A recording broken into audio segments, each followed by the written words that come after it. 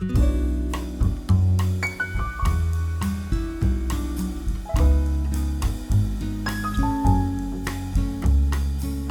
dando inicio, entonces, aquí desde el Centro de Estudios de Hermenéutica, a esta nueva presentación a cargo de la doctora Silvia Barabancel, a quien ya le damos la palabra para comenzar con su exposición de este ciclo sobre Eckhart. Sabéis que el Círculo Iberoamericano Meister Eckhart que hemos creado, organizamos conferencias una vez al mes junto con la UNSAM, a la que agradecemos, el Centro de Estudios de Hermenéutica, y estamos trayendo a los miércoles, una vez al mes, a buenos expertos sobre el maestro Eckhart. Hemos tenido la suerte de tener a Rodrigo Guarizzoli, también tuvimos a Bernard McKean, a Marcus Vincent, y ahora pues yo voy a compartir este tema que forma parte de una investigación que hice respecto de la recepción del maestro Eckhart en la mística española. Y además de esto, se unen también los que participan a este curso de la espiritualidad en Eckhart, que organizan los dominicos, Rafael Cúnsulo, y vamos a empezar. Entonces, lo que me gustaría compartir es cómo San Juan de la Cruz, leyó al maestro Eckhart. Y nos podríamos preguntar eh, si, cómo es posible que las palabras del maestro Eckhart, que es un dominico del siglo XIII, llegaran a España. O sea, ¿cómo podemos sostener, si podemos sostener, que os voy a decir que sí, que San Juan de la Cruz leyó al maestro Eckhart? Entonces, primero me voy a centrar en estas consideraciones previas de cómo llegan las palabras de Eckhart a España al siglo XVI, y después pues ya iremos con un estudio más preciso de la recepción de Juan de la Cruz sobre Eckhart. Entonces, bueno, todos sabemos que Eckhart vivió, no sabemos cuándo nació, pero sabemos que murió en 1328, que dentro de poco vamos a celebrar el 700 aniversario.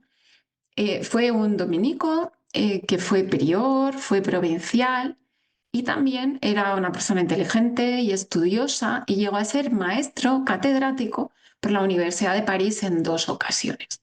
Sabemos también que él escribe y predica, además del latín, que era la lengua eclesiástica, en la lengua del pueblo, la lengua vernácula, en el Mittelhochdeutsch, en alto alemán, porque quiere que todos le entiendan. Entonces, bueno, esto es una breve introducción. Y a mi pregunta, ¿cómo llegan las palabras del maestro Eckhart a España? Pues mirad, la fuente principal, bueno, va a ser a través de las obras de Tauler, porque Eckhart, bueno, Eckhart predicó, escribió, y en el siglo XIII lo que había eran manuscritos. Y con la aparición de la imprenta no se imprimió la obra de Eckhart. Eckhart solo fue impreso en imprenta a partir del siglo XIX, con Pfeiffer, pero en las obras de Tauler, tanto en alemán como luego la traducción latina, se van a introducir numerosos textos de Eckhart. Entonces, la primera impresión de Tauler, que fue en Leipzig en 1498, se incluyen 4 sermones, que es un ciclo de sermones que llamamos el nacimiento de Dios en el alma, porque son sermones que hablan de la Navidad y de este tema. Aparecen estos 4 sermones. En la impresión de Augsburgo, en 1508, también estos 4 sermones, y en Basilea se añadieron muchísimos más, 66 sermones y textos de Eckhart. Y en Colonia, que es la que nos interesa porque es la que se va a traducir al latín, en 1543, en la edición que realiza Pedro de Nimega, hay 25 textos de Eckhart. Lo vamos a ver más despacio. Este Pedro de Nimega, no sabemos quién es, pero muy probablemente, bueno, era un clérigo que estudia en Colonia. es Pedro Canisio, que luego va a ser jesuita. Entonces, esta edición, Pedro Canisio, que es este señor de aquí, recopila, o sea, hace un descubrimiento, él estudia en Colonia y descubre en el monasterio de las Dominicas de Colonia una colección de textos de Tauler y decide publicarlos. Recopila todo lo que encuentra de Tauler y decide publicar. Y en estas obras completas, esta es la primera página de esta edición que él realiza antes de ser jesuita en 1543, pues tenemos, se ve aquí, no sé si lo veis, Predigt, o sea, sermones, Leben, una vida de Tauler, una vida apócrifa, Epistolen, epístolas, Cantinelen, son como poemas, y Prophetien. Bueno, pues aquí en esta colección de textos va a, a publicar. Pero aquí no solo, o sea, porque en los sermones, como era un año litúrgico, no solo hay sermones de Tauler, sino que también va a haber sermones de Eckhart y sermones de Suso, y explícitamente se indican, y un sermón de Ruysbroeck. Entonces, Pedro Canisio, o sea, eran dos amigos que están estudiando teología, y uno se va a meter jesuita, Pedro Canisio, y hay otro que se llama Surius, que era su amigo y se mete monje cartujo. Entonces, los jesuitas y los cartujos en este tiempo van a tener mucha cercanía, y este Lorenzo Surio va a ser un personaje muy importante, y la Cartuja de Colonia, importante para la espiritualidad y para la transmisión del pensamiento de Eckhart y de Tauler y de Suso, porque la Cartuja de Colonia va a traducir, y sobre todo Lorenzo Surio, va a traducir muchos textos espirituales del alemán al latín, y eso va a permitir que se conozca en todo el resto de los países que no hablan alemán. Entonces, Surio, fijaos que en 1548, o sea, del 43 al 48, no tarda mucho,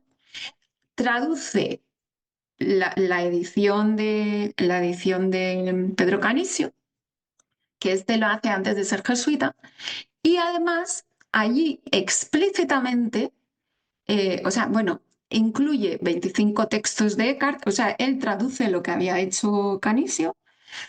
Y allí hay 25 textos de Eckhart, 1548. Lo vamos a ver más despacio.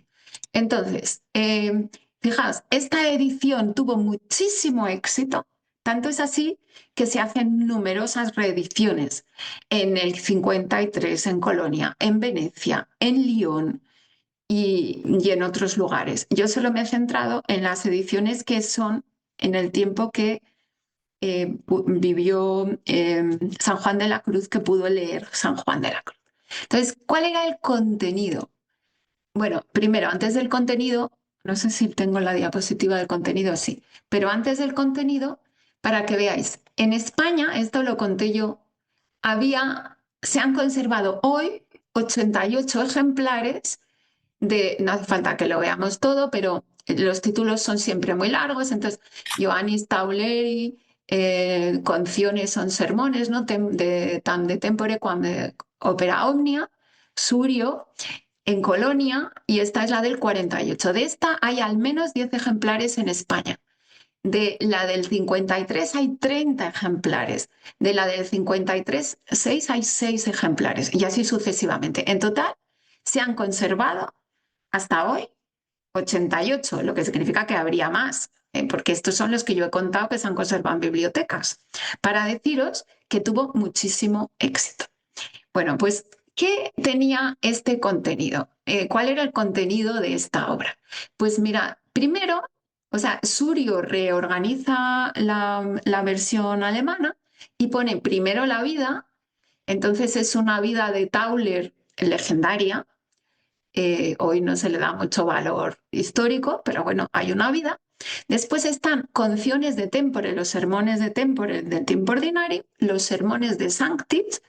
Y fijaos, después hay una obra, o sea, esto es la mayor parte, 400 páginas de sermones, pero después hay un texto que llama Surio, este Tractatus de Veris Virtutibus Institutionibus Divinis, las instituciones divinas, que es muy interesante y ahora vamos a ver en qué consistían, que en realidad es una síntesis, una fusión de textos y vamos a ver sobre todo de las Reden de Eckhart, es decir, de lo que yo llamo las conversaciones de discernimiento o las instituciones espirituales.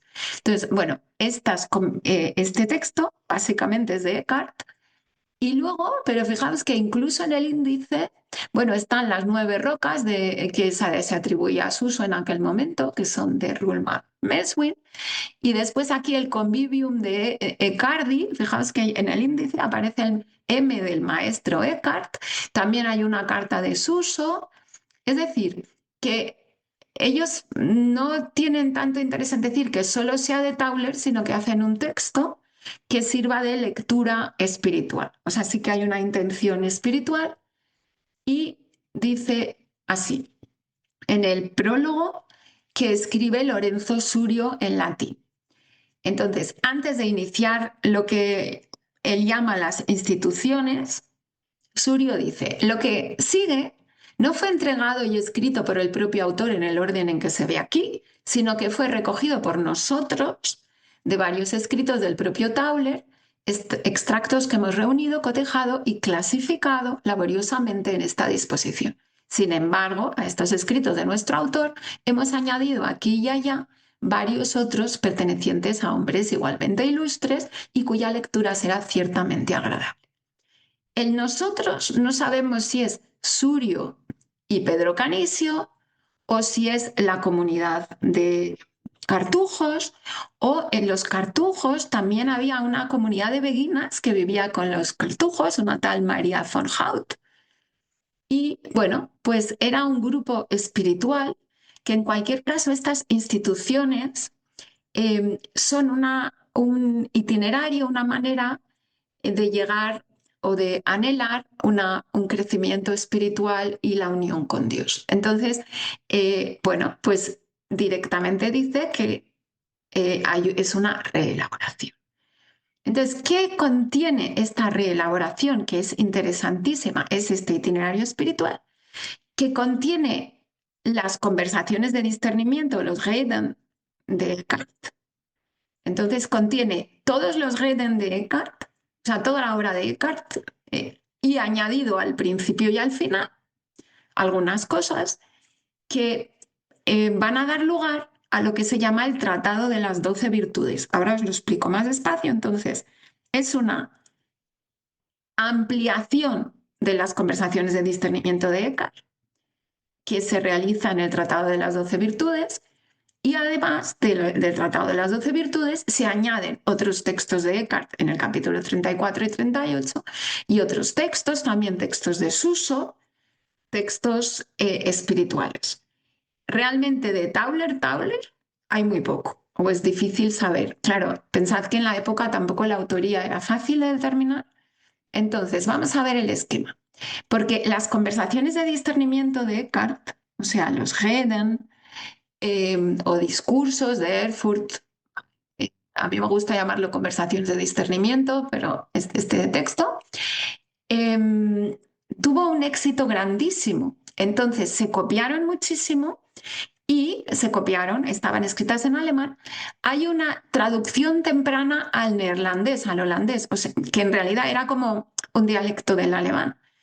O sea, porque viaja por el Rin y va al norte entonces, Holanda, Bélgica, por ahí, y ahí lo traducen, que va a ser el lugar de la devotio moderna. Entonces, el maestro de la comunidad donde vivía Ruysbroek, que era el maestro de novicios, que era un tal Gerardus van Bevelen, reelabora, o sea, añade a las conversaciones de discernimiento estas traducidas al neerlandés, quizás sin saber que fueran de Eckhart, al principio, porque como Eckhart habla de la obediencia, habla de distintos, pues lo va a llamar el Tratado de 12 Virtudes y lo traduce al neerlandés y añade algunas cosas. Y esto va a ser traducido al latín.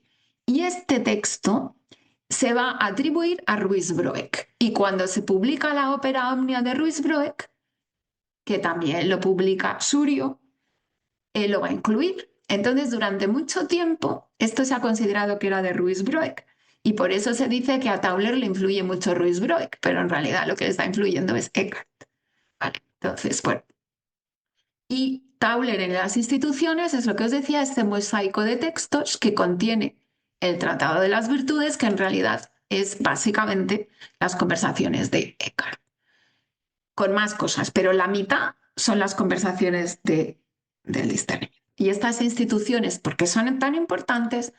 Porque tuvieron tanto éxito que se tradujeron al castellano. Y en Coimbra hay una publicación, fijaos que si la otra publicación era de, la traducción era del, eh, ¿en qué año era? Era del 48, ¿vale? Pues del 48 al 51, pocos años después, se va a publicar en castellano Las instituciones o doctrinas del excelente teólogo Fray Juan Taulero de la Orden de Predicadores. ¿Por qué es interesante este texto? Porque yo creo que también Santa Teresa lo leyó y San Juan de la Cruz. Este texto, mirad, en Coimbra estaba el noviciado de los jesuitas. Los jesuitas, que era una orden que estaba surgiendo, que tuvo sus dificultades con la Inquisición en Salamanca, y fueron muy bien acogidos en Portugal. Y en Coimbra, en Portugal, también vivía un dominico que se llama Fray Luis de Granada, que apoyó la institución de los jesuitas, porque para Fray Luis de Granada los jesuitas eran como los dominicos, en Portugal. ¿Vale? Entonces, no todos los dominicos perseguían a los jesuitas, sino que aquí había... Bueno, el caso es que, porque os digo esto, que tiene que ver esto con San Juan de la Cruz, porque pensad que hemos dicho que Pedro Canisio se hizo luego jesuita y en el noviciado de Coimbra se leían, una de las lecturas que leían en la mesa eran las instituciones de Tauler. Es decir, que apreciaban mucho y lo leían en su formación como lectura espiritual. Coimbra no está muy lejos de Medina del Campo. España y Portugal son cerca. Y fijaos que esto se publica en Portugal, pero se publica en español, no se publica en portugués. Entonces, ¿por qué os digo esto? Fijaos, hay otra edición en 1554 que se publica en Medina del Campo. ¿Sí? En este momento está estudiando San Juan de la Cruz en Medina del Campo, en el colegio de los jesuitas. San Juan de la Cruz era un niño pobre, pero con mucha finura espiritual. Estuvo cuidando a los... o sea, era pobre de solemnidad, su madre era viuda y era mudéjar, es decir, que no era cristiana pura, era descendiente de musulmanes convertidos al cristianismo, y entonces la familia del padre, que se había casado con la madre, le parecía una deshonra y no quisieron saber nada, entonces eran muy, muy pobres. Y el niño Juan trabajaba en el hospital de los apestados y de los que tenían, en el hospital de Medina del Campo. Y entonces un jesuita de Medina del Campo se dio cuenta porque él ayudaba a las curas y entonces le invitó a que estudiara con ellos y estudiaba gratis. Y entonces él se formó con los jesuitas de Medina del Campo. Y estos jesuitas en Medina del Campo tenían un nivel profundísimo espiritual, pero también un nivel de latín muy grande. Y allí aprendió San Juan de la Cruz latín y aprendió muchas cosas. Luego sabéis que San Juan de la Cruz no quiso ser jesuita, conoce a los carmelitas, se quiere hacer carmelita, le envían a Salamanca a estudiar teología y él no terminó de estudiar teología, estudia un año y lo deja. Y entonces conoce a Santa Teresa, que estaba en Medina del Campo, y decide iniciar la reforma del Carmelo con Teresa. Todo esto para deciros que es muy posible que San Juan de la Cruz conociera a Tauler, no solo a Tauler en latín y seguramente a Tauler en latín, porque San Juan de la Cruz leía perfectamente latín y luego en Salamanca se enseñaba en latín, sino que también quizás conoció estas instituciones. ¿Por qué estas instituciones, Santa Teresa, ni San Juan de la Cruz, ni nadie menciona estas instituciones? Porque, no sé si sabéis, pero en España fueron lo que Santa Teresa habla de tiempos recios para evitar que la reforma protestante penetrara en Castilla y en Aragón, vamos, penetrara en España. Eh, la monarquía, porque esto era una institución que instituye la monarquía, instituye la Inquisición española. Entonces los reyes instituyen la Inquisición, Felipe II, y el primer índice de libros prohibidos, bueno, la Inquisición se instituye primero en la institución, la Inquisición española para perseguir a los judaizantes, es decir, a los judíos que se han convertido, pero que en realidad no, o sea, que no son cristianos, sino que en realidad siguen su culto. Es que duro, ¿no? Se tuvieron, o sea, en un momento dado se prohíbe a los judíos estar en España, les expulsan en 1492 y entonces pues muchos se convierten al cristianismo. Eran personas intelectuales, de hecho la familia de Teresa es de origen también judío, o sea, no son cristianos viejos.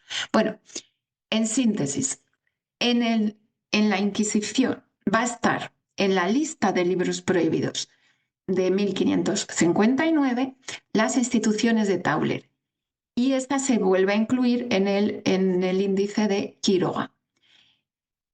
Es decir, este libro, pero ojo, no solo este libro, todos los libros de literatura espiritual escrita en castellano, porque está dirigida a los laicos, se va a prohibir. Se va a prohibir la obra de San Francisco de Borja. Para nosotros hoy es santo, en ese momento por escribir en castellano estaba en el índice. Se va a prohibir Fray Luis de Granada. Se va a prohibir un santo que ahora es San Juan de Ávila, que para nosotros es santo, pues en ese momento también está en el índice. Y también están las instituciones. La única obra de todas estas que no se incluye, la única obra en español, es el abecedario espiritual, que es lo único que va a citar Santa Teresa.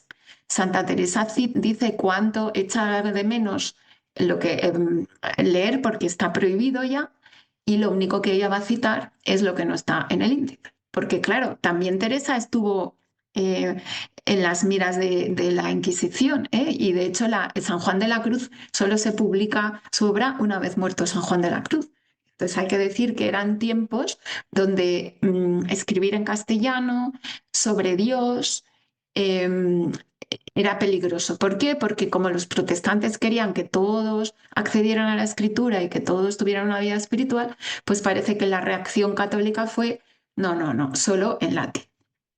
Bueno, esto tremendo, pero es así. Vamos con, me estoy alargando un poco, pero es para que veáis un poquito el contexto. Entonces, en esta obra de Tauler, que está en latín, ahora vuelvo a las obras completas, ¿no? Estas que serían las óperas. Hay 25 textos de Eckhart, ¿y cuáles son? Fijaos que Surio indica explícitamente, atribuye al maestro Eckhart Senior tres obras, tres sermones, el sermón según la numeración de la edición crítica, que para aclararnos los que conocemos, el sermón 4, el sermón 68 y 69. Y siempre que se menciona a Eckhart en esta obra, se le valora positivamente el insigne teólogo, el venerable Padre nuestro de feliz memoria. Se le llama maestro, para decir que San Juan de la Cruz le supo que esos sermones estaban escritos por el maestro Eckhart.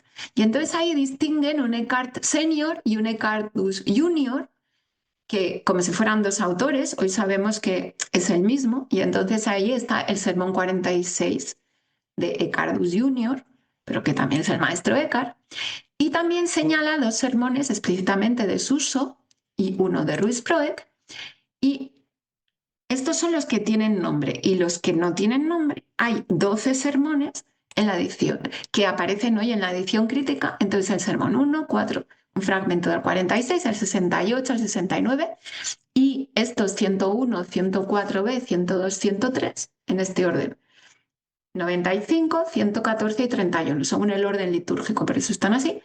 Y luego también sermones que hoy todavía no están en la edición crítica que se atribuyen a Eckhart. Entonces, el sermón 54 de Justes y de Pfeiffer, el sermón 17 de Pfeiffer, que también es el nacimiento de Dios en el alma, y otros. Y también incluso, perdón, lo que se llama los dichos, o sea, dentro de los dichos y leyendas de Eckhart también aparecen, ¿no? Entonces, un fragmento también de Shvesta High, el ejemplo de 10 puntos, el albergue del maestro Eckhart. Es decir, en todos estos dichos es el maestro Eckhart ha dicho, el maestro Eckhart, en una conversación el maestro Eckhart, es decir, que aparece el nombre de Eckhart, aparecen textos de Eckhart y realmente el núcleo del pensamiento de Eckhart también está presente en estos textos. Entonces vamos ya al contenido concreto y bueno, lo que yo propongo. Bueno, os he pasado, entonces, por si no estabais antes, en el chat tenéis el texto en PDF, que es un artículo que yo he publicado en una revista que se llama Scripta Teológica. En esa revista cobran 5 euros por descargarse el artículo, con que vosotros os lo descargáis gratis si queréis ver toda la precisión de lo que digo. Vamos allá. Entonces, Eckhart, mirad, ¿qué es lo que San Juan de la Cruz pudo saber de Eckhart en esta obra de Surio Tauler? Pues que fue doctor Eccardus, magister Eccardus, que era un insigne teólogo. Y también, claro, aquí tenemos, mira, todo acercamiento a un autor, y aquí el Centro de Hermenéutica lo sabe mejor que yo, tiene, o sea, todos los textos son textos que han de ser interpretados y hay una intencionalidad al leerlos. Entonces, esta compilación que hacen Pedro Canisio y luego Surio de los textos de Tauler es una compilación con una intención que Eckhart y Tauler nos sirvan como lectura espiritual, es decir, que nos sirvan para la vida personal. Entonces, van a presentar a Eckhart como maestro espiritual, como un gran maestro espiritual. Y ahí, por ejemplo, vamos a tener que recoge, es curiosísimo porque recoge, por ejemplo, lo que se llama las instituciones de Eckhart y recoge que es un maestro de vida y dice, por ejemplo, el dicho 9 de los dichos de Eckhart que aparece. El maestro Eckhart afirma lo siguiente: lo más útil y lo mejor para el ser humano en este mundo es aplicarse en aquello que enciende cada vez más la llama de la devoción del corazón y conduce lo más cerca posible de Dios.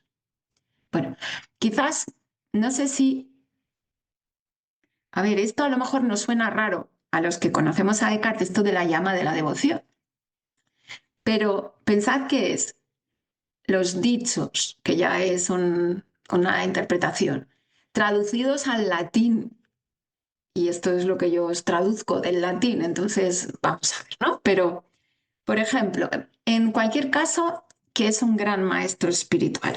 Ah, mirad, otra, una leyenda. Entonces tenemos que es un maestro que tiene experiencia. Mirad, Eckhart es muy discreto y nunca habla en primera persona de su experiencia. Pero es verdad que se puede inferir de las cosas que dice. Entonces, por ejemplo, en su sermón 68, que está traducido al latín y que está ahí, Eckhart dice que se sirve de una comparación, que si nosotros fuéramos a una casa, o sea, esto es como si en una casa hay una obra preciosa de un artista. Maravilloso. Entonces, si es muy distinto ver la obra directamente que alguien que haya ido a ese palacio y haya visto esa obra y se la cuenten de oídas. Y entonces dice Eckhart, queridos hermanos, bueno, entonces dice, os lo leo, es como una casa pintada por un artista maravilloso. Los que entran en esa casa saben hablar de ella mucho mejor que todos aquellos que nunca han penetrado en su interior. Nada es más cierto. Así pues, queridos hermanos, dice Eckhart en primera persona, yo lo sé de una manera absolutamente cierta. Para que el alma pueda conocer a su creador, ha de elevarse por encima del espacio y del tiempo. Este yo lo sé de una manera cierta te da a entender que él conoce por experiencia de eso de lo que está hablando, aunque no lo dice explícitamente, ¿no? Y tenemos esta leyenda curiosa, mirad, que claro, esto eh, es de estas leyendas que se transmitieron y que se recogieron y que los manuscritos recogen. El maestro Eckhart de feliz memoria, preguntado un día sobre esta singular y oculta familiaridad con Dios y cuál había sido el mayor beneficio que Dios le había concedido, respondió, ciertamente, no me engrandezco de sentir a Dios, de experimentarlo, de gustarlo ni de recibir iluminaciones. Pero si me prometéis guardar esto en secreto de confesión mientras esté en vida, os diré que Dios me ilumina interiormente en todas mis obras, de manera que en todas mis acciones, en todo lugar, siento su presencia y su luz divina. Bueno, pues esto es lo que se presenta de Eckhart, alguien que siente la presencia y la luz divina en sus acciones, alguien que puede enseñar. Vamos allá. Vamos entonces a los textos. Os voy a ir señalando textos según aparecen en el orden litúrgico. Entonces, ¿qué es lo que yo he hecho para estudiar esto? No he leído los textos según aparecen en la edición crítica, sino he leído los textos según aparecen en la versión de Surio en latín, porque esto es lo que lo que San Juan de la Cruz pudo conocer. Entonces ya os digo, si Eckhart predicó en alemán, esto ya es una traducción de Surio al latín. Siempre traductore, traditore, pero bueno, básicamente también nosotros hacemos traducciones, o sea que todos traducimos. Vamos allá. En el sermón 46 de Eckhart, que está ahora en la edición crítica con ese número, que es el sermón para el primer domingo de Adviento. Es el sermón 2 para el primer domingo de Adviento. Vamos viendo los temas importantes de Eckhart que van a ir apareciendo.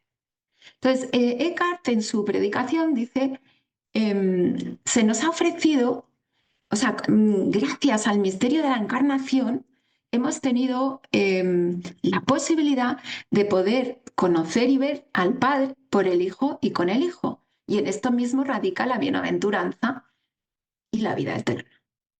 ¿Y cuál es el don que hemos recibido? El don que hemos recibido es llegar a ser el Hijo único del Padre por la unión íntima con Cristo, por el Espíritu y el amor. Entonces se introduce en este sermón, no os lo voy a ir leyendo, también la metáfora del nacimiento del Hijo en nosotros y de como experiencia o bueno, como unión con Dios. Entonces, este tema del nacimiento, dice Eckhart, así como el que es verdadero Dios se ha hecho verdadero hombre, de la misma manera, por la gracia, el hombre, el ser humano, ha llegado a ser verdadero Dios. De este modo, la naturaleza humana, en lo que tenía de creado, la encarnación, ha sido transformada en la imagen divina, en imagen del Padre eterno. Pero, claro, mira, aquí lo que subyace, y dice Eckhart, siguiendo a, bueno, pues la tradición anterior, es que lo que asume el Hijo es la naturaleza humana, o sea, no, pero Cristo solo tenía una persona en dos naturalezas, no tenía dos personas. Entonces, asume la naturaleza humana pura, pero no una persona humana, porque hay una única persona que es la de Cristo, que es la del Hijo. Entonces, por eso es la naturaleza humana en Cristo se puede transformar en imagen divina. Y por eso lo importante para Eckhart va a ser desprenderse de lo que nos particulariza, de lo que nos hace esto o aquello. Bueno, esto es lo que explica en este sermón y por eso eso nos invita a ser por gracia lo que Dios es por naturaleza y entonces nos invita a desprendernos. Si queremos llegar a ser hijos de Dios, precisa Eckhart, hemos de desprendernos, dejar y abandonar lo que nos distingue y diferencia, desprendernos del ego, digo yo, lo que nos particulariza, para llegar sigo con Eckhart, a, bueno, no, sigo con mis palabras, no estoy citando, a ser libres y receptivos a la venida de Dios. O dicho de otro modo, que el Padre pronuncie su palabra en nosotros y nazca su Hijo en nosotros. Entonces obtenemos por gracia lo que Dios es por naturaleza. Eh, ¿Cuál sería el eco en San Juan de la Cruz? Y vamos a ver que esto reaparece en muchos textos. Mirad, y en este sermón habla también que esto sucede en lo más hondo, en lo más íntimo, en el fondo del alma, que es como el lugar de nuestra receptividad. San Juan de la Cruz no sabemos, bueno, no se me ha hecho, no sabemos exactamente cuánto recibe de esto, porque él no dice, y como dice en el sermón tal, no lo va a citar, pero cabe pensar que aunque San Juan no aluda directamente al nacimiento del Hijo en el alma, sí retome el contenido en su vida al Monte Carmelo, porque ahí en su vida, en el segundo capítulo de la subida al monte, en el segundo libro, en el capítulo 15, cuando explica que si quitas esos impedimentos, quedándose en la pura desnudez y pobreza de espíritu, el alma ya sencilla y pura se transforma en la sencilla y pura sabiduría que es el Hijo. O sea, San Juan de la Cruz no habla de el nacimiento del Hijo en el alma, pero habla de la transformación del alma en la sabiduría que es el Hijo. Y también, por supuesto, San Juan de la Cruz habla del fondo del alma, que él va a designar como Eckhart, como la esencia de la... Bueno, Eckhart dice esencia del alma, algo en el alma, el chispa, mientras que San Juan va a hablar del más profundo centro, también del fondo del alma, también de la esencia del alma. Y el desprendimiento que lo vamos a ver en otros. Bueno, esto en el primero. En el segundo sermón en el sermón para el segundo domingo de Adviento, que es en la edición crítica del 68, también atribuido a Eckhart Senior, es decir, al maestro Eckhart, sobre el versículo "Sabed que el reino de Dios está cerca". Eckhart habla, y lo sabemos, que el reino de Dios que está cerca, o sea, Eckhart tiene una manera de hacer los sermones que se va fijando palabra en palabra. Entonces, sabed que el reino de Dios está cerca. Entonces, primero empieza por preguntarse qué es esto del reino de Dios, luego qué cerca está, y luego cómo hacernos conscientes de ello nos hace felices, y luego de qué manera podemos hacerlo. Y entonces el reino de Dios, lo sabemos, es Dios mismo, Dios reinando. Entonces la cercanía del reino de Dios es Dios mismo. Dios está cerca porque está, fijaos que ellos traducían del latín, el reino de Dios está en nosotros, dentro de nosotros, podríamos decir. Y está cerca porque se halla dentro de nosotros, y esto lo va a decir Eckhart, pero también Tauler y Suso, y dice Eckhart en la versión traducida por Surio: verdaderamente hay en el alma de todo hombre una potencia en virtud de la cual es capaz de recibir a Dios por entero. Y lo más cierto es que nada es más cercano y próximo del hombre que Dios mismo. Uf. Bueno, me voy a saltar porque veo la hora, entonces voy a ir rapidito, no leo más porque no quiero cansar. Bueno, Dios está cerca.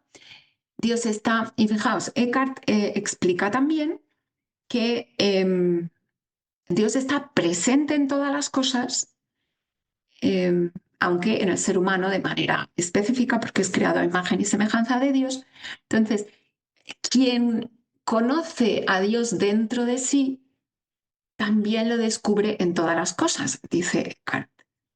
Y para ello, ¿qué es lo que hay que hacer? Dice en este sermón, hay que asemejarse al cielo para conocer a Dios. Entonces, asemejarse al cielo que no está pegado a nada, y entonces bueno, ahí va a hablar del desapego, del desprendimiento, el deshacimiento. Este es el Salmo 68. ¿Cuál es el eco en San Juan de la Cruz? Mirad, el carmelita reconoce en el cántico espiritual que Dios se halla esencial y presencialmente escondido en el íntimo ser del alma o en el centro del alma. e invita, igual que Eckhart, a desprenderse de todas las cosas. Y aquí tenemos en el desprendimiento, lo va a decir de diversas maneras, de una manera muy hermosa. Para venir del todo al todo, has de dejarte del todo en todo. La subida al monte Carmelo. Y entonces, esta presencia de Dios, dándose a las criaturas, la va a llamar una presencia, o sea, hay como una doble presencia, una presencia en todo y una presencia transformante en el ser humano, que esto lo va a decir en el segunda subida y en el cántico. Y este texto que es muy bonito. Es de notar, dice San Juan de la Cruz, para saber hallar a este esposo, cual en esta vida se puede, que el Verbo juntamente con el Padre y el Espíritu Santo está esencialmente en el íntimo centro del alma escondido. Por tanto, el alma que por unión de amor ha de hallar, le ha de hallar, conviénele salir y esconderse de todas las cosas criadas, según la voluntad, y entrarse en sumo recogimiento dentro de sí misma, comunicándose allí con Dios en amoroso y afectuoso trato, estimando todo lo que hay en el mundo como si no fuese. Que por eso San Agustín, hablando de los soliloquios, estos son las confesiones, que llamamos soliloquios, con Dios decía, no te hallaba yo, Señor, fuera, porque mal te buscaba fuera de ti, fuera a ti que estabas dentro. Está pues en el alma escondido y allí te ha de buscar el buen comprendimiento. Bueno, eh,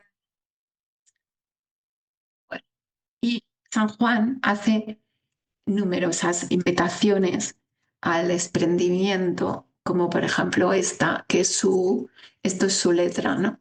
Para venir del todo al todo, has de dejarte del todo en todo. Vamos a pasar al ciclo de sermones del nacimiento de Dios en el alma, que en realidad habría que añadir al 101, 102, esto es en el orden que aparece, 104, el de Pfeiffer 17, que son todos del tiempo de Navidad. Entonces vamos con el Pfeiffer 17, que es sermón sobre el versículo de Juan 1.1, que también comenta en el Evangelio de Juan, en el principio era el verbo. Entonces, este sermón habla sobre qué es esto de el principio. Y Eckhart va a decir varias cosas. En el principio, y este principio es Dios, en el principio que es Dios, era el verbo. Y aquí Eckhart va a retomar una reflexión de Orígenes, que, claro, esto lo decía Orígenes, pero quitando a Orígenes en tiempos de Eckhart no lo decía nadie más o no lo recordaba nadie más. Y Eckhart lo va a subrayar mucho, que el verbo eterno siempre ha nacido y siempre nace. No es que nace y ya está, sino que en Dios el verbo siempre ha nacido y siempre nace. Eso no pasa al pretérito, va a decir Eckhart. Y esto lo va a decir también San Juan de la Cruz, llamativamente. Bueno. En este verbo el Padre concibe a las criaturas, en esta vida intradivina donde donde el Padre pronuncia su palabra y es el Hijo y se gozan del amor mutuo, en esta vida intradivina se produce también la creación. Esto lo creían San Agustín, lo decía también Santo Tomás, o sea que en el pronunciar el Padre eh, a su verbo, también se producía la creación, porque crea la Trinidad. Pero Eckhart lo va a recordar especialmente. Bueno, pues vamos con San Juan de esto, a ver si tengo más. Entonces, y en esta vida sigo con Eckhart todavía, en este proceso de que el verbo pronuncia su palabra y el Padre pronuncia su palabra, pero el verbo siempre ha nacido y siempre nace, también en nosotros Dios está habitando y pronunciando su palabra eh, en el presente. Pues vamos a, en esto, si esto sucede también en el alma, que es este nacimiento de Dios, que el Padre pronuncia su palabra en nosotros y produce, según este sermón, una nueva revelación, un nuevo saber, podemos decir que si están presentes el Padre, el Hijo y el Espíritu, la Trinidad está presente y a esto lo llamamos la inhabitación de la Trinidad. Esto es como lenguaje típico. Pues en San Juan de la Cruz vamos a tener un eco, a mi juicio, clarísimo de Eckhart y de este Sermón 17 en el romance que escribe San Juan de la Cruz, In principio erat verbo. Y dice, en el principio moraba el verbo y en Dios vivía. El verbo se llama hijo, que del principio nacía. Ale siempre concebido y siempre le concebía. Esto yo no lo dice Santo Tomás. Y yo creo que los contemporáneos de San Juan de la Cruz tampoco. San Juan lo leyó, a mí me parece que lo leyó de aquí. Y también va a subrayar la inhabitación de la Trinidad. Bueno, voy a ir agilizando para no aburriros. El sermón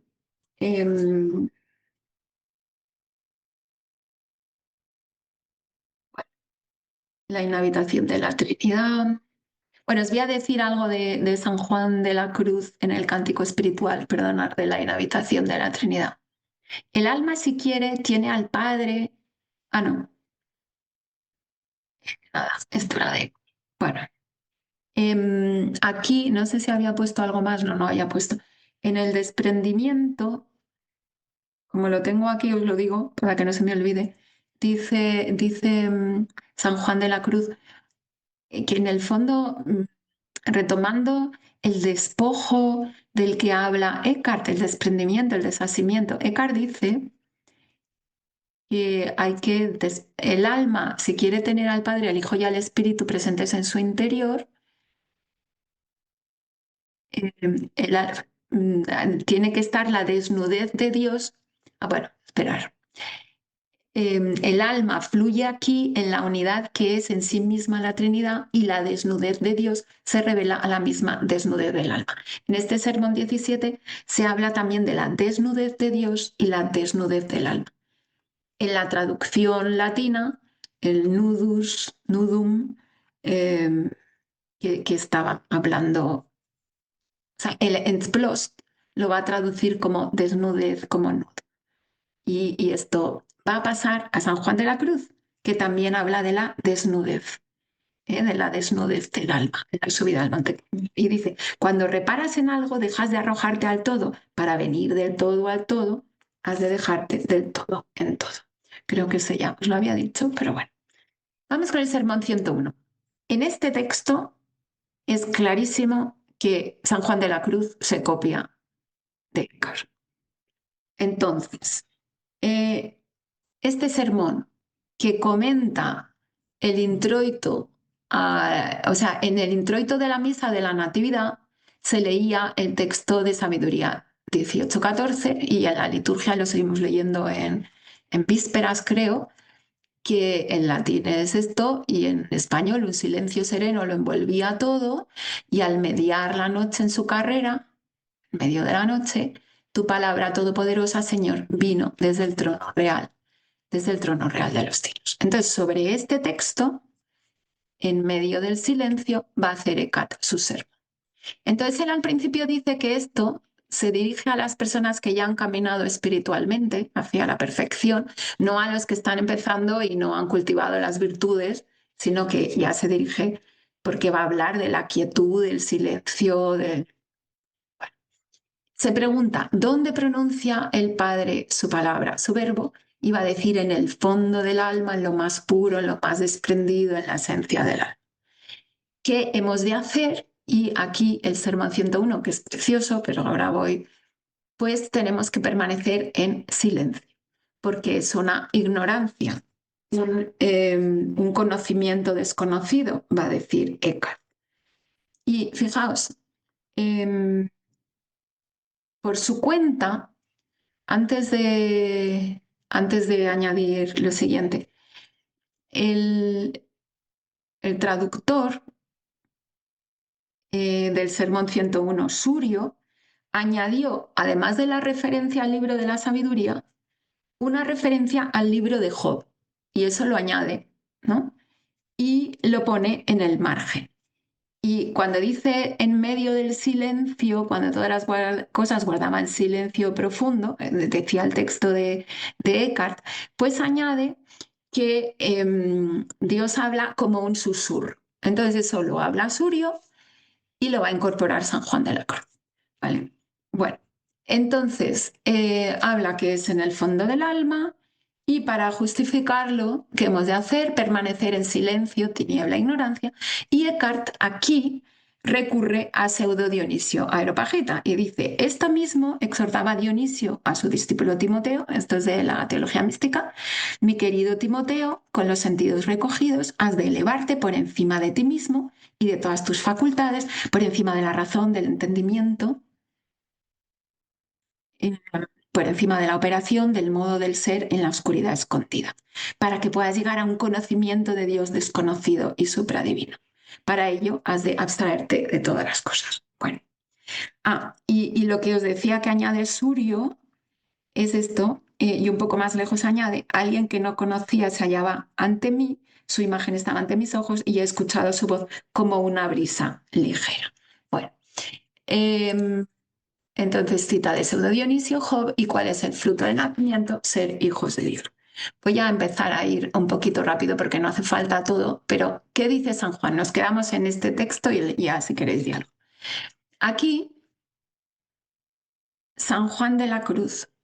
Bueno, antes que yo estudió la recepción de Eckhart en San Juan de la Cruz, lo estudió uno que se llama Sanchís Alventosa en 1926 o 46, en 1943, 46, y luego Jean Orcival, un francés, estudió en los años 60. Y encuentra que, dice Orcival, que la noche oscura, 2.8, o sea, aquí, que en la noche oscura, ambos autores recomiendan la desnudez de imágenes, la desnudez de conceptos, la teología negativa, libre de todo lo que viene de fuera, ser un instrumento dócil y pasivo en manos de Dios, hasta que llegue la Trinidad. Hasta ahí yo estoy de acuerdo con él. Pero también aparece un eco de este sermón en los dichos de luz, cuando dice una palabra habló el Padre, que fue su Hijo, y esta habla siempre en el eterno silencio, y en el silencio ha de ser oída del alma. Esto casi es una paráfrasis del sermón de él. Y en su comentario a este versículo, sabéis que el cántico espiritual tiene un poema y luego él lo explica. Pues en su explicación al silbo de los aires amorosos, él va a hablar, San Juan de la Cruz, va a hablar de un toque de Dios y va a explicarlo con las mismas citas que Eckhart en la versión de Surio y en el mismo orden. Va a citar a Dionisio, va a citar a Job y luego va a citar a San Pablo. O sea, sigue el mismo argumento, las mismas referencias y con palabras y reflexiones muy semejantes. Y a mí me parece que ahí es donde vemos más claramente que es que San Juan de la Cruz estaba con el sermón 101 de Cardelante y estaba haciendo su comentario al cántico espiritual. Y también eso nos dice va a hablar, igual que Eckhart, de un saber, o sea, lo formula muy bonito San Juan de la Cruz, un saber no sabiendo, un subido sentir de la divinal esencia, toda ciencia trascendiente. Bueno, esto en las coplas hechas sobre un éxtasis de contemplación. Tras un amoroso lance y ya voy. En el sermón 104, Eckhart va a citar el entendimiento agente, pasivo y posible, y San Juan de la Cruz, bueno, y entonces en la versión de Surio, se habla casi que pone entendimiento agente, pasivo o posible.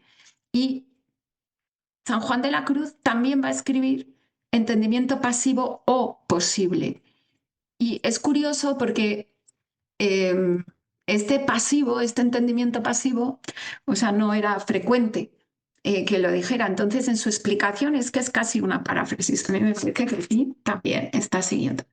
El sermón 102 de Eckhart, donde Eckhart va a explicar que la presencia de Dios está presente de distinta manera en todas las criaturas, en todas está, pero en el alma de una manera más profunda o mayor porque es imagen de Dios. También están los pecadores, pero los pecadores no son conscientes de ello.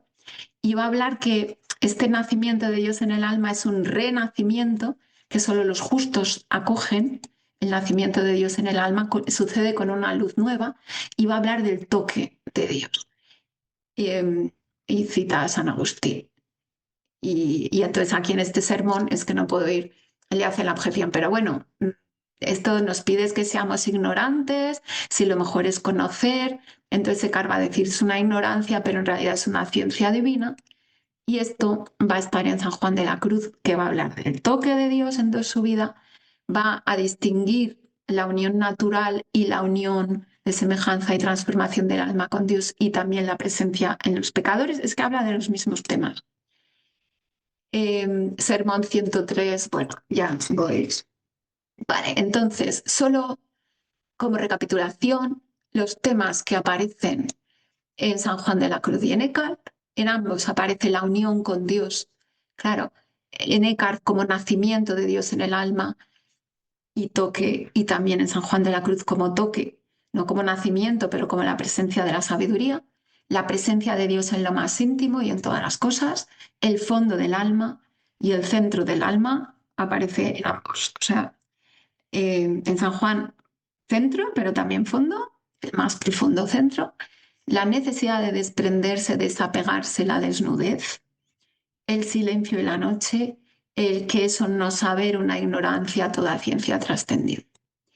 Entonces me quedo con esta frase y ya si queréis hacemos un diálogo. Para venir del todo al todo, has de dejarte del todo en todo. Y aquí os digo, aquí está la referencia, pero como os lo he compartido, también si, mira, yo he subido muchas cosas a esta web, researchgate.net, que no te piden pagar, y aquí está subida también, y ya dejo de compartir. A ver, ¿dónde dejo de compartir? A ver, aquí. Acepto, dejo de compartir, y si queréis, pues dialogamos. Si alguien quiere una reacción, comentarios, preguntas. Silvia, sí, en el chat hay dos consultas. ¿Querés que las leamos? Sí, por favor. La primera decía,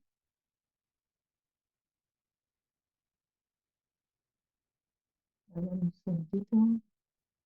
¿Qué se entiende por ejercicios espirituales o espiritualidad en este contexto?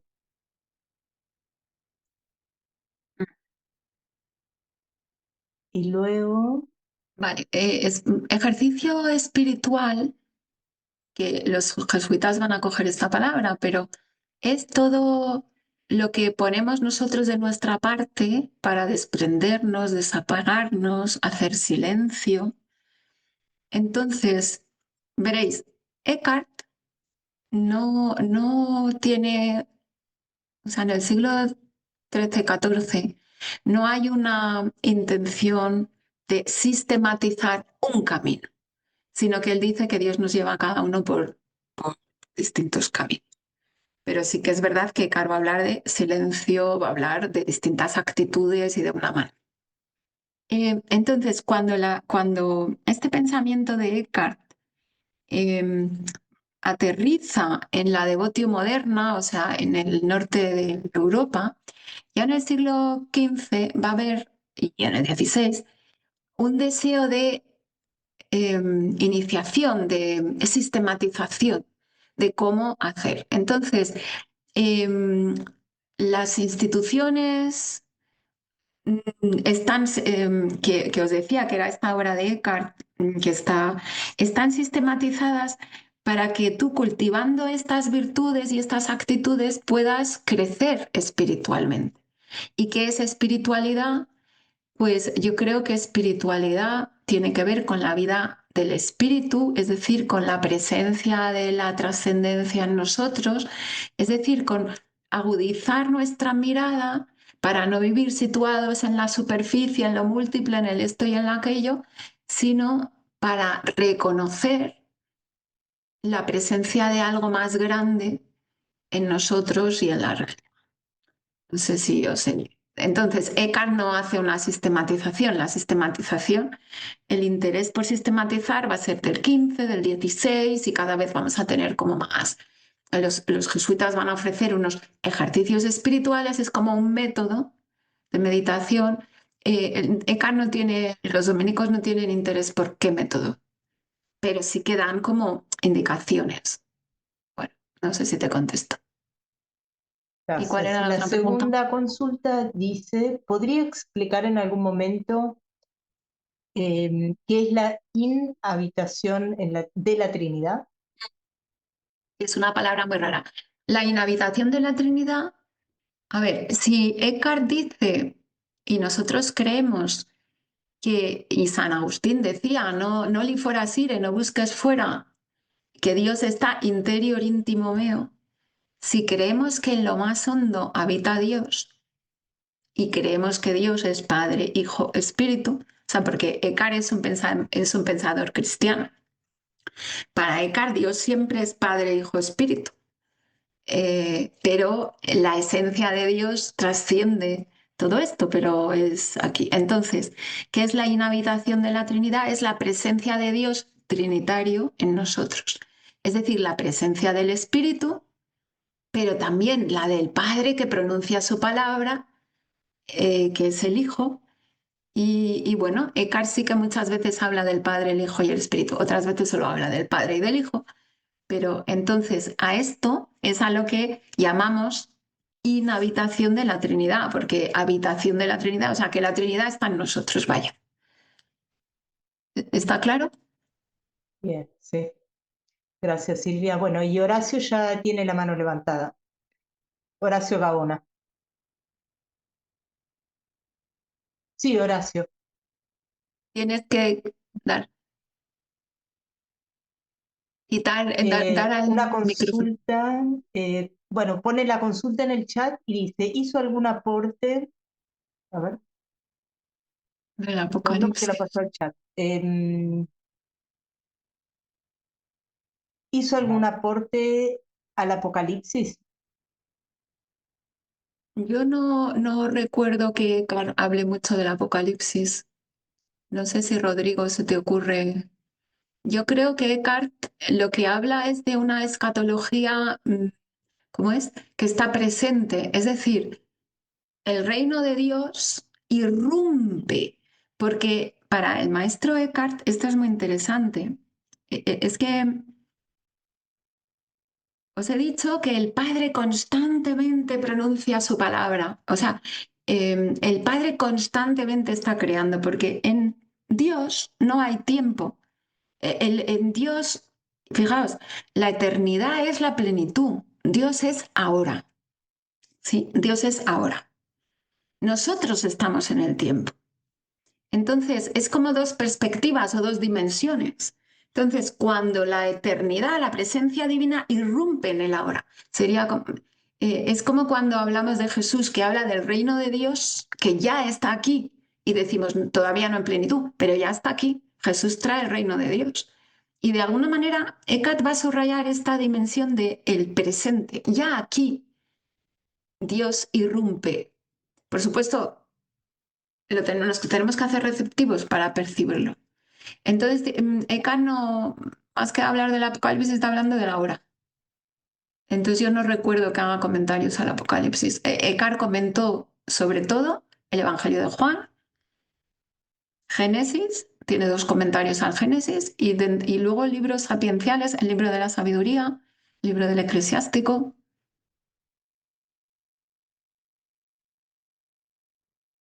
Bueno, sí, Maximiliano.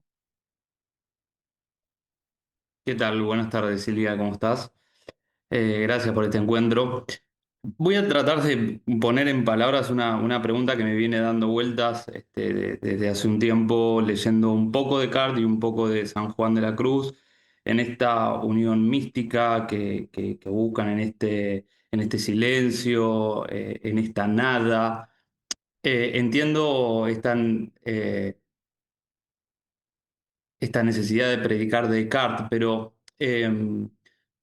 a veces siento que hay como una tensión entre, sobre todo lo veo en San Juan de la Cruz, esa necesidad de llegar al silencio, de llegar a la nada, de esa unión mística y sin embargo tener que llevarlo a las palabras en todo momento, ponerlo en palabras como una manera de materializar esa nada que se busca o ese lugar inhabitado donde tiene que quedarse vacío para que puedan nacer Dios. Y sin embargo se lo llena de alguna manera de palabras o de imágenes. Eh, Me cuesta llevarlo a una pregunta concreta, es más todavía como un pensamiento que no toma forma, pero bueno, quería trasladárselo a ver si ustedes también lo... Mira, pero apuntas muy bien. A ver, bueno, voy a decir dos cosas. Eckhart mm, es un dominico que ha sido provincial, que predica sermones, un filósofo, un pensador, ¿sí? En la lectura que San Juan de la Cruz hace de Eckhart es una lectura que le hace ir a lo mejor más hacia esta experiencia de unión. O sea, Eckhart considera que todos nosotros estamos llamados a esto del nacimiento de Dios en el alma, de hecho está sucediendo, no somos conscientes, lo tenemos que acoger. Pero es verdad, o sea, yo personalmente aquí se ha discutido sobre si Eckhart era un místico o no. Yo entiendo la mística como la presencia del uno, de Dios. Entonces yo sí creo que Eckhart era un místico, aunque no tiene una experiencia afectiva ni habla en primera persona. Hay quien no considera esto así. Pero en cualquier caso, los que estudian la mística eh, e incluyen a veces, por ejemplo, a Plotino, o sea, como una mística filosófica, o sea, no son los místicos, todos los místicos, el uno, o sea, todos los místicos se dan cuenta de la desproporción entre aquello a lo que el absoluto, el uno, la unidad, Dios, como lo queramos llamar, y las palabras. Entonces, porque Dios es absolutamente trascendente y porque aquello que han vivido y experimentado también es inefable. Entonces, pero al mismo tiempo tienen el anhelo de expresarlo y de compartirlo. Y entonces pues utilizan metáforas. Entonces tenemos ahí Dionisio, tiniebla, luminosa, día, noche, o sea, luz, tiniebla. O sea, son siempre saber, no saber, sabiendo. Son siempre estas paradojas de algo que está más allá de lo que podemos conocer, de lo que podemos expresar. Y entonces el lenguaje poético, el lenguaje metafórico. Entonces, se utilizan imágenes para decir todas las imágenes han de ser trascendidas.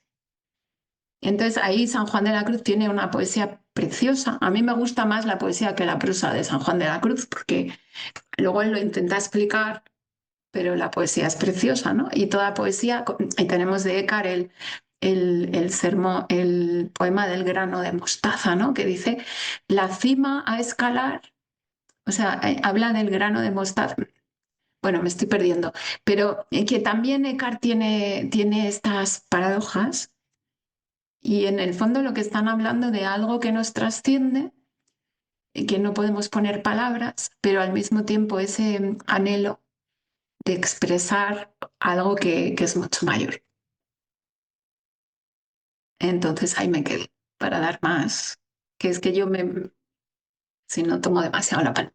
Es que no sé si te he contestado, pero que sepas que los que estudian, hay un estudio muy bueno que hizo un español que se llama Juan Martín Velasco, el fenómeno místico comparado, una fenomenología de la mística, y él compara místicos de todas las religiones y habla de esta característica, ¿no? De que todos quieren poner palabra y a todos les parece que es algo que trasciende toda palabra. Gracias. Sí, Leandro. Hola profesora, un gusto escucharla. La he leído mucho y ahora ya la puedo escuchar en directo. Y Leandro, qué alegría. Profesora, bueno, yo partiendo estoy haciendo mi tesis de magíster de filosofía y el maestro Descartes, la verdad. Bueno, ya en el pregrado también lo hice tratando de unir un poquito al personaje, digamos, de alguna manera de la filosofía, claramente, de la metafísica, cómo la metafísica lleva a la mística de alguna manera. O sea, cuando hablamos del principio del uno, finalmente como los neoplatónicos dirán, finalmente la filosofía se transforma en este camino espiritual. No, no, el único es el único punto al que llegamos. Eh, pero me queda un poco ahí en el tema que usted lo mencionó también, este tema de la ciencia humana y la ciencia divina. Por otro lado, claro, está, en filosofía nos encanta mostrar ahí si alguien viene, si alguien es más platónico o aristotélico. Aquí creo que superamos un poco este tema de dónde viene. Claro, tenemos a Tomás de Aquino por otro lado, que es muy ordenado en su forma, ¿cierto? Con la suma y todo. Sin embargo, Tomás también tiene al final de la vida, su momento místico, por decirlo de alguna manera, y deja de escribir, o sea, se da cuenta que de alguna manera esto es mucho más allá de lo que podemos decir. Eh, entonces, no sé, profesora, si pudiese hablar un poquito más de este tema de la ciencia, de esta tensión entre ciencia humana y ciencia divina, y quizás si hay alguna más, una relación más entre Eckhart y Tomás de Aquino, algo por ahí. Sé que no A me ver, estoy tan bien, pero algo por ahí.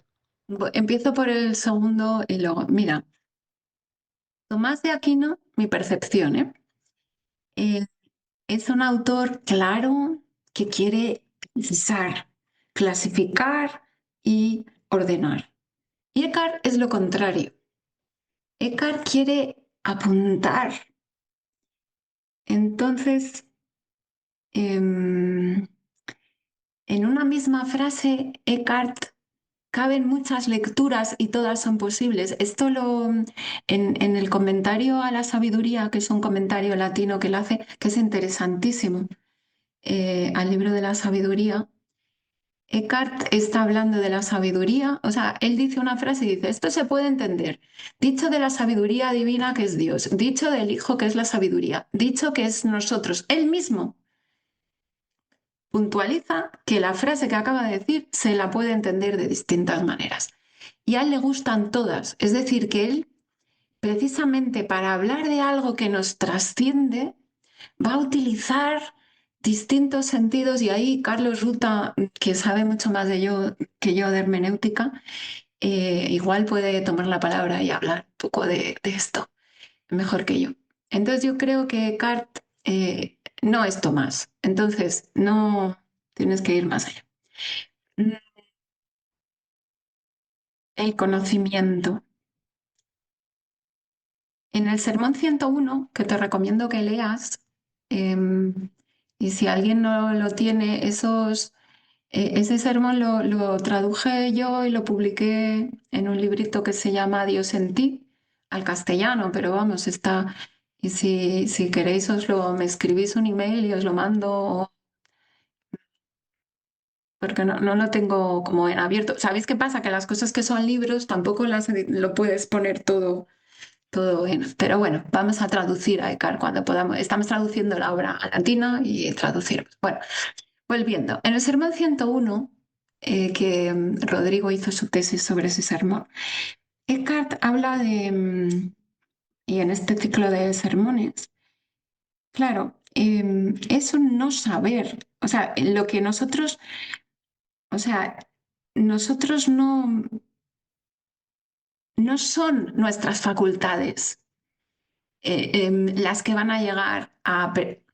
A ver, cuando nosotros conocemos, para Eckhart, nuestro conocimiento parte de los sentidos. Nosotros, eso lo decía Santo Tomás también, ¿no? Nosotros conocemos algo, nos formamos una imagen de eso, ¿no?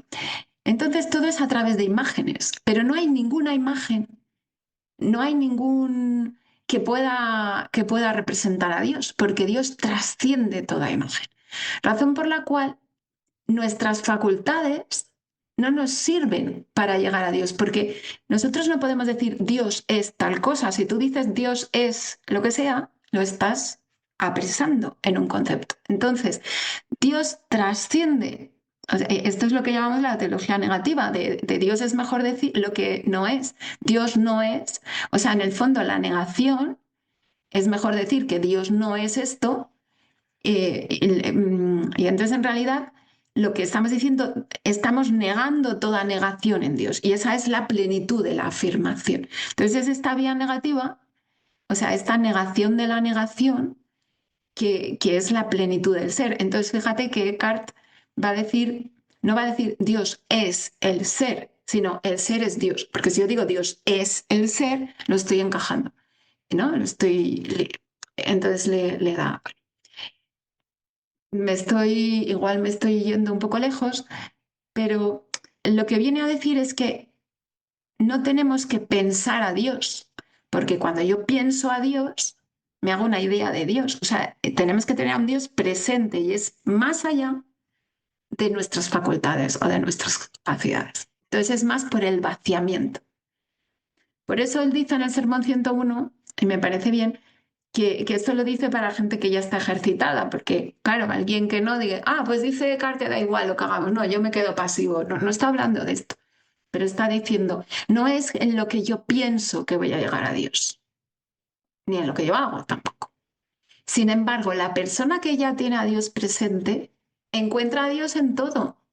Y ojo, otra cosa muy interesante, en la acción, cuando nosotros amamos, nos encontramos a Dios también. Mm, O sea, no va, o sea, va a ser en medio de la realidad.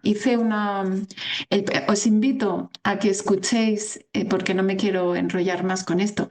Hemos escrito entre Marcus Enders y yo, y el próximo día, el 16 de septiembre, hablará Marcus Enders sobre cómo entiende el amor Eckhart, el amor al prójimo. Pero es muy bonito porque Eckhart considera que que cuando nosotros amamos con este amor sin por qué, con este amor desprendido, con este amor como Dios nos ha amado, con este amor puro, es el Espíritu Santo el que ama en nosotros. Y es una acción divino-humana. Es decir, que en la acción de amar, que al amar, por eso Eckhart va a decir, si tú estás en el séptimo cielo aquí en un éxtasis y llega una persona que necesita que le des una sopa, que le des de comer, deja tu éxtasis y vete a darle de comer, por mayor amor. Y en el fondo, porque la acción y la contemplación, Marta y María, o sea, aquí la que es perfecta o la que es Marta, porque está al servicio, porque ha contemplado y en su amor diligente está unida a Dios también. Entonces no es o, es y, ¿no? Acción y contemplación. Pero es muy interesante esto. Entonces, bueno, que normalmente no hablamos del amor en Eckhart y a mí me parece que vale la pena. Entonces, no es a través de nuestra facultad del conocer. O sea, nosotros podemos elucubrar mucho sobre Dios, pero Dios es más grande que todas nuestras ideas sobre Dios. Y en esto Eckhart es representante de la trilogía negativa.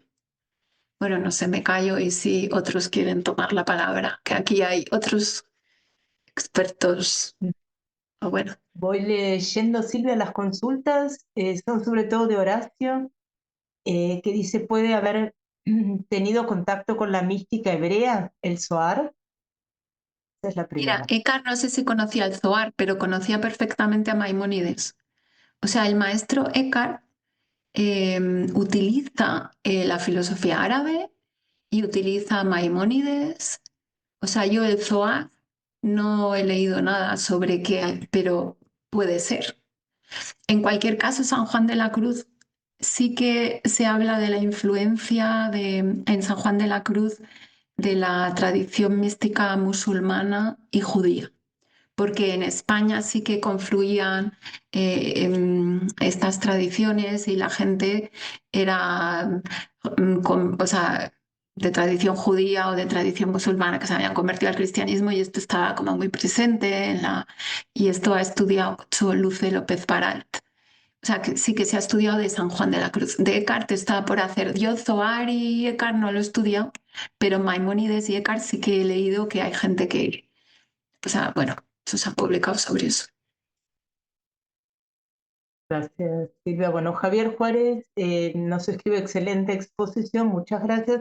Unas consultas. ¿Por qué se lo acusó al maestro de hereje por parte del Papa Juan XXII y condenan 28 preposiciones en donde él se define argumentando? Puede que comenta o cometa un error con comprensión, pero no de voluntad, dado que soy fiel seguidor de Dios. Porque la Iglesia en ese momento no comprendió lo que intentó comunicar, y si se toma como válido y verdadero lo que señala el maestro, la comprensión misma de sus tratados y sermones no están llevando al lector a esa unión mística misma con el Padre. Bueno, aquí hay mucho tema para hablar, pero uno, la persona de Eckhart no fue condenada y esa bula, como bien decía Horacio, em, indica que Eckhart no fue condenado porque se retractó, pero mirad qué interesante, en cuanto a su sentido herético. Mirad, un pensamiento dialéctico, entonces uno, un pensamiento dialéctico, em, tú sacas una frase de contexto y ya puedes decir lo que, muchas cosas. Luego, es verdad que a Eckhart le gusta hablar de manera provocativa y que sus frases, él mismo dice que pueden parecer monstruosas, pero si se estudian con mayor atención se encontrará la verdad en ello. Entonces, Eckhart se retractó en cuanto a su sentido herético, porque él no pretende separarse de la Iglesia, sino que pretende hacernos pensar. Entonces, bueno, él no tiene... Y también porque hay distintos sentidos en cada una de las afirmaciones. Y luego, estudiando más despacio de todas esas afirmaciones, hay dos que él dijo que no había predicado de esa manera, y luego hay 15 que son heréticas y 11 malsonantes. O sea que no, claro, puede dar la sensación, por ejemplo, una de las frases es... mm, o sea, que no hace falta orar o puede dar la sensación que el mundo es eterno. O sea, es que si Dios crea y crea ahora constantemente y Dios es eterno, parece que nosotros somos eternos, pero no. La acción de Dios está fuera del tiempo y es presente y es ahora y es eterno y es ahora. Y nosotros somos temporales, pero según como lo entendamos, bueno, yo creo que a Eckhart también se le puede entender de manera herética, en el sentido que yo creo que nunca dijo Eckhart que nosotros nos transformamos en Dios y ya somos Dios y da igual lo que hagamos. Eso no lo dijo Eckhart, sino todo lo contrario. Pero es verdad que las afirmaciones de Eckhart nos pueden sorprender y las podemos entender mal. Eso también es verdad. O sea, y es verdad que bueno, yo qué sé. Entonces ahí hay gente que le da igual lo de la herejía, a mí me sigue interesando. Hice toda mi tesis, o sea, vamos, toda no, pero una parte de mi tesis está en eso. Entonces ahora o sea, yo estuve trabajando en lo de la filiación divina, pero bueno, no sé, es que esto sería para otra conferencia, ¿eh? Aquí, o sea, yo personalmente pienso que Kant no es herético y, y bueno, pero que es verdad que, mira, dice muchas cosas. Yo leí, escuché en la radio a alguien que decía, dice el maestro Eckhart que las rocas son divinas. Y yo digo, bueno, ¿y de dónde sacan eso?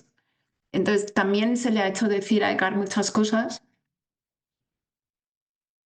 que no dijo Eckhart y luego otras. Pero bueno, sobre la herejía es algo que tendríamos que hacer un congreso sobre eso para clarificar. Gracias, Silvia. Fue consulta de Javier Juárez y ahora la última de Horacio es de Juan el Bautista. ¿Hizo alguna apreciación? ¿Qué cosas me pides? Pues sí, Juan el Bautista seguro, porque San Juan Bautista tiene algún sermón de San Juan Bautista, pero yo ahora mismo no lo tengo en la cabeza. Pero para los dominicos San Juan Bautista era, los dos Juanes, San Juan Evangelista y San Juan Bautista, eran muy significativos, porque es el que apunta, el que... Entonces sí que hay un sermón, pero ahora mismo no me acuerdo. O sea, no, lo siento. Si a alguien se le ocurre, si a Carlos o a alguien se le ocurre... Bueno, cada cual que hable lo que quiera. Mientras alguien quizá escriba algo o levante la mano, volvemos a explicarles porque hubo una confusión, que la clase del miércoles es una clase que Silvia va a dar Por eso ahí pusimos el enlace y se pueden conectar aunque no pertenezcan al curso que está dando Silvia sobre el maestro de para Argentina, así que es libre y gratuita. Pueden ingresar, que es distinto, es decir, no es del ciclo del Centro de Estudios de Hermenéutica. Por eso es que el enlace es otro, ¿sí? Porque hubo ahí una confusión en el chat.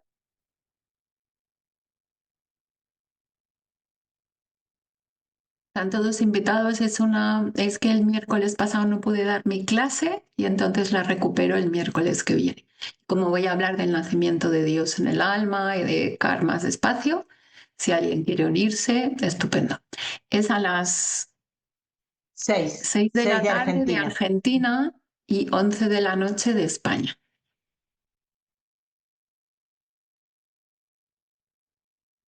Y les invito a todos, pero bueno, eso a que escuchen lo del amor en Eckhart el 16 de septiembre, que seguro que es muy interesante. Pero eso ya igual nos anima ahora Carlos. Sí. Sí, Raquel. Buenas tardes a todos. Muchas gracias, profesora Silvia. Eh, yo tengo como un sinsabor, y es que con la insistencia de los místicos cristianos en buscar a Dios adentro, o de lo que llamabas la inhabitación divina o la inhabitación de la Trinidad, pues yo siento que la Iglesia Católica no nos invita mucho a eso, no insiste como suficiente en eso. Nos invita a la Eucaristía, a comulgar y pues nos hace diversas invitaciones, pero luego de que para pues personajes como Eckhart, como San Juan de la Cruz, como Teresa de Ávila, pues nos dejan ese legado tan grande de que no busquemos afuera lo que está adentro. No sé por qué históricamente ha ocurrido esto que es un poco como uno puede quedar como visco, como que está buscando lo que está buscando donde no es. Gracias. Mira, dos respuestas. Una es que el discípulo del maestro Eckhart, que se llama Suso, o sea, los que escucharon a Eckhart y en tiempos de Eckhart, claro, hablando de Dios en nosotros, pues también hubo excesos. Entonces hubo quien consideró, y puede haber alguien que tenga una experiencia espiritual tan grande que crea que ya ha llegado. Y entonces Suso va a hablar, es que es necesario discernir, porque puedes a lo mejor tener una experiencia y luego pues ya no estás en ella. Entonces la persona que está unida a Dios pues no quiere pecar, no quiere ir en contra del Evangelio, no quiere, entonces hay que dar criterios. Entonces puede ser que la Iglesia, para evitar estos excesos, pues haya desatendido algo que a mí me parece fundamental y por eso os lo hablo, ¿no? Y es esto que dice Eckhart: ¿de qué me sirve a mí que Jesús naciera en Navidad hace 2000 años o 2026 años si no nace en mí? O sea, esto no es algo que pasó fuera, sino que me importa a mí. Eckhart lo dice retomando Orígenes, el padre de la Iglesia Orígenes, ¿no? Y esto es muy interesante. Esto me dice a mí algo hoy.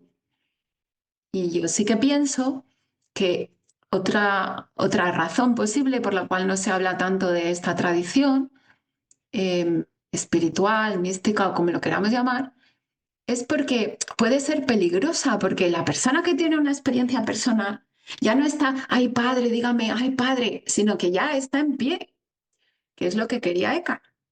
Pero bueno, entonces, bueno, personas en pie. Y yo creo que esto es una invitación a que todos estemos en pie. Y ojo, es una invitación también, estamos hablando de Dios dentro, pero también a mí me parece que todos los místicos de todos los tiempos, y también Eckhart, habla de la acción, del servicio, de los pobres, del amor, de los demás. O sea, no es solo... Eckhart dice algo muy interesante que para mí es importante, ¿no? Me preguntaron si hay que ir al desierto para encontrar a Dios o aquí o estar siempre encerrado en una iglesia. No, no.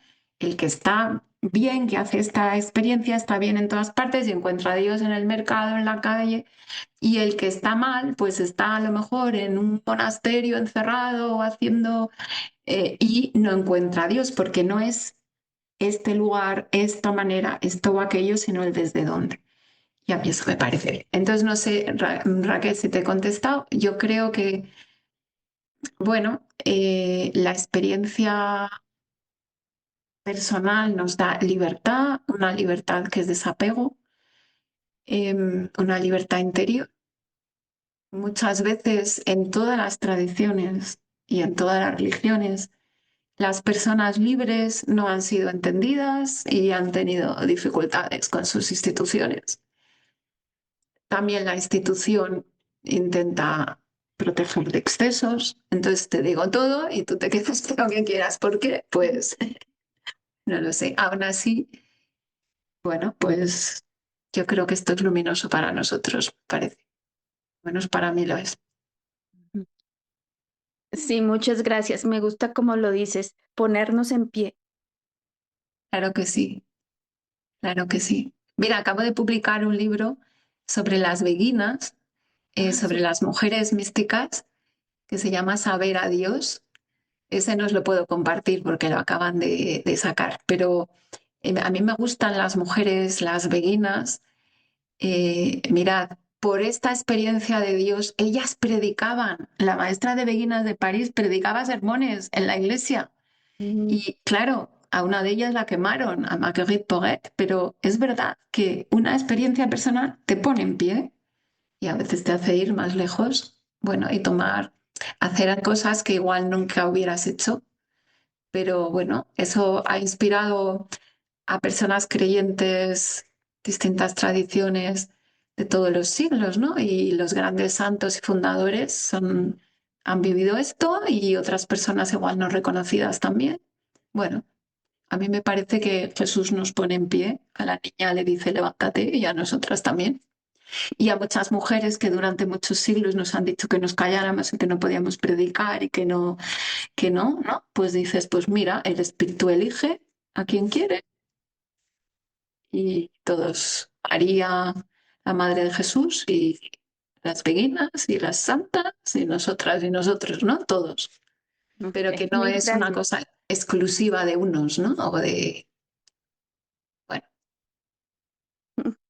Gracias.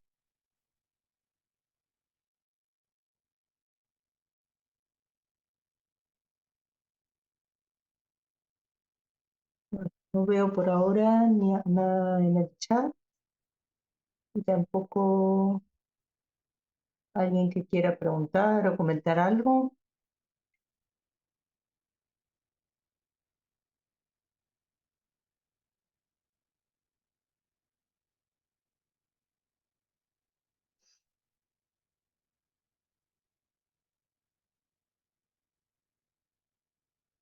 Carlos, ¿no quieres decir nada? Yo le estaba por preguntar lo mismo, no sé, estaba mirando si levantaba la mano así.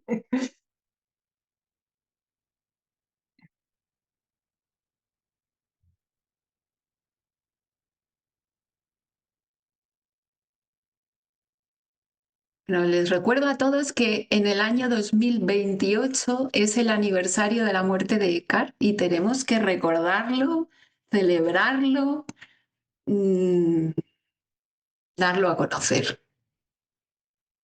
A los frailes de la orden se lo lanzo también y a todos nosotros del Círculo Iberoamericano haremos un congreso y bueno, pero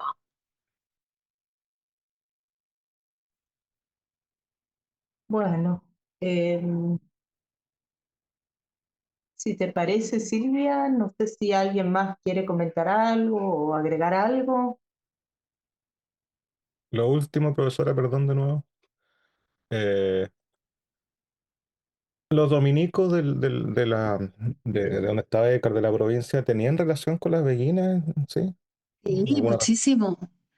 De hecho,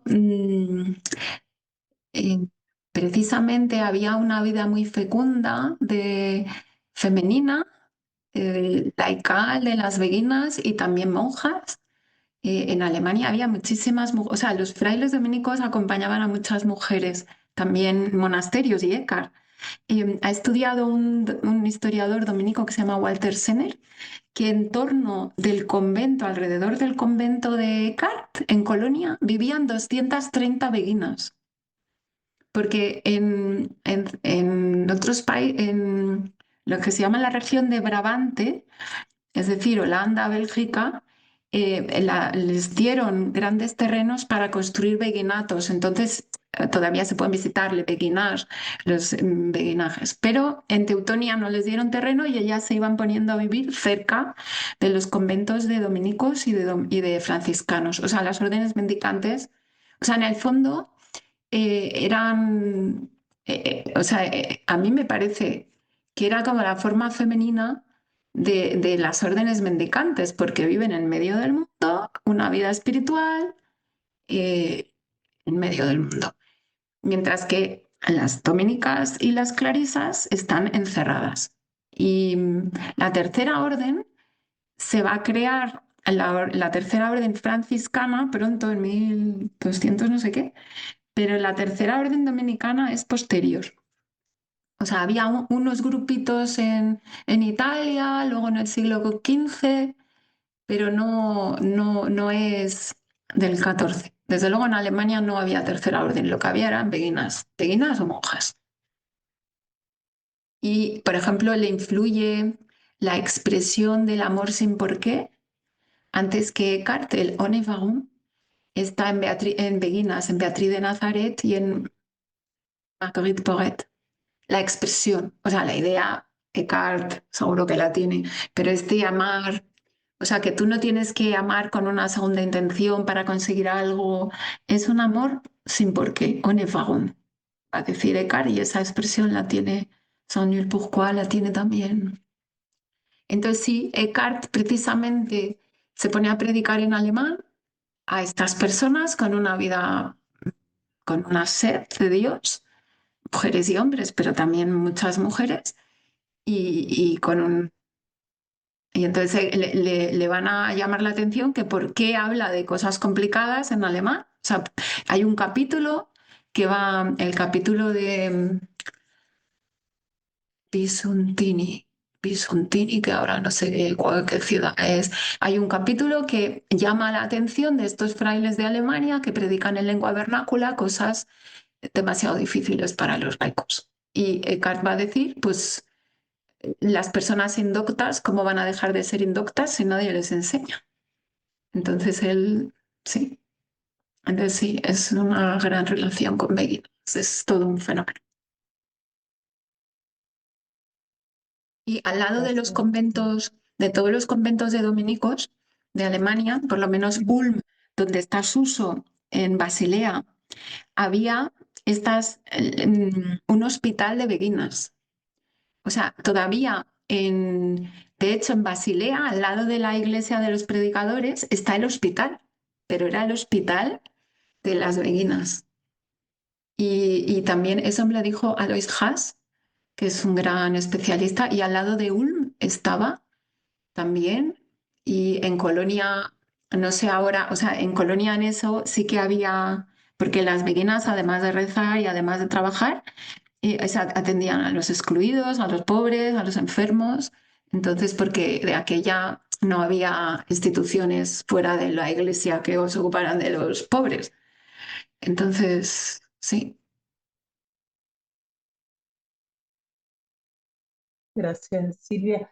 Eh, JJB, tenías la mano levantada hace un ratito. Sí. Hola, buenas tardes a todos. Silvia, un placer escucharte como siempre. Silvia, es verdad que la charla está planteada desde Eckhart en relación a la influencia de Juan de la Cruz.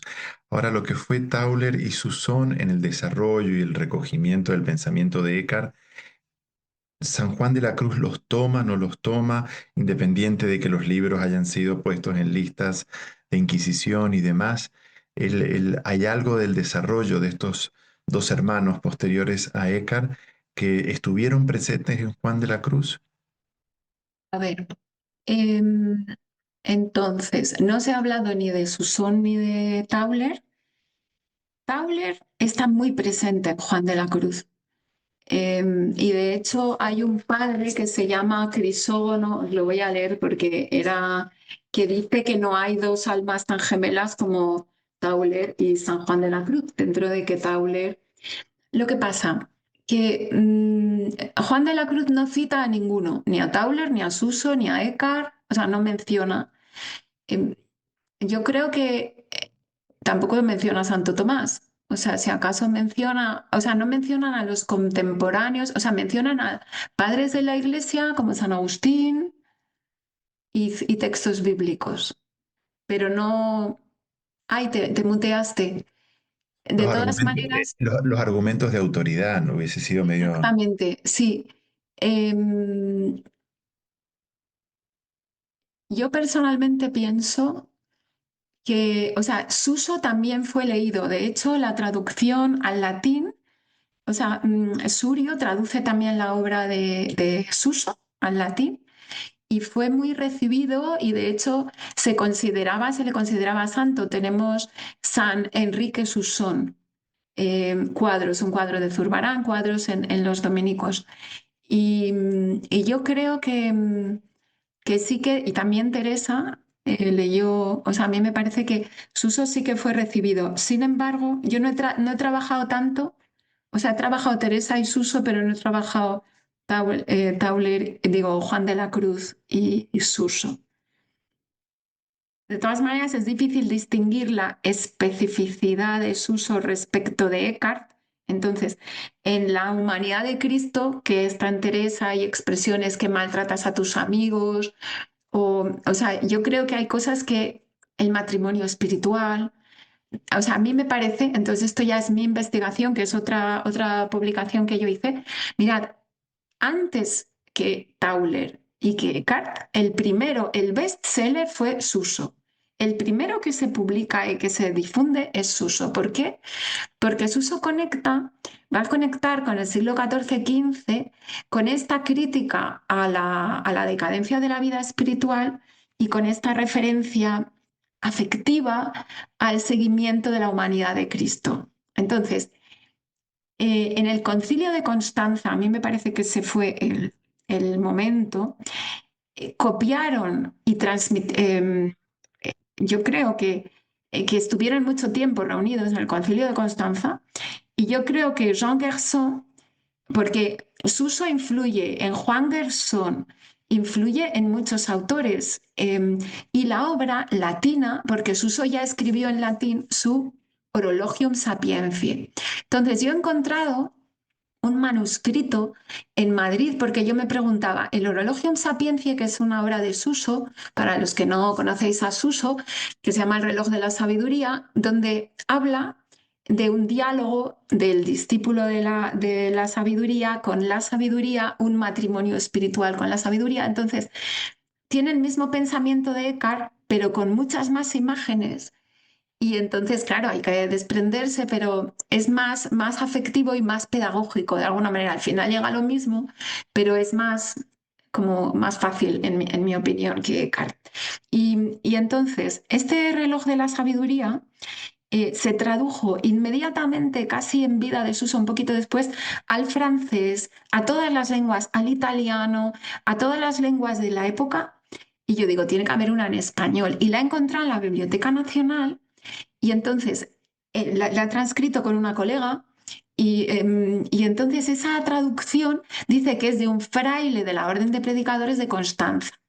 Y yo creo y esa traducción la hace un tal, seguramente, Pablo de Santa María, que es un judío converso de Burgos y que traducen, entonces los judíos conversos que eran muy cultos, traducen textos del latín. Y los hijos de Pablo de Santa María fueron al concilio de Constanza, porque este señor era un rabino, porque la monarquía española con los reyes católicos, luego en 1492 expulsa a los judíos, pero antes los reyes de Castilla apoyaron y tenían a estos judíos conversos y los tenían con grandes roles. Entonces, este Pablo de Santa María, que era un rabino que se convierte, y que se hace cristiano, se convierte por la predicación de San Vicente Ferrer. Entonces es cercano a los dominicos y él o sus hijos, entonces tiene dos hijos que se llaman de distinta manera. Pablo, o sea, se llamaba Pablo de Santa María, pues tiene un Gonzalo de Santa María y el otro que se apellida de otra manera, de Cartagena. No sé qué, Álvaro de Cartagena, Alfonso de Cartagena y Gonzalo de Santa María. No sé por qué los llaman, porque uno fue obispo y el otro fue ministro de... El caso es que los dos hijos van al concilio de Constanza y al concilio de Basilea y traen los textos. Y entonces ahí yo creo que Santa Teresa leyó esta traducción. ¿Por qué? Porque es del círculo o sea, su tío que le dio a leer muchas cosas, o sea, la leyó sin saber que era de Suso, pero habla, ahí Suso dice que no me extraña que tengas tan pocos amigos por lo mal que tratas a tus amigos, habla del matrimonio espiritual, y entonces hay muchas cosas que yo he encontrado en Teresa que son de Suso, que son de Suso y del reloj de la sabiduría.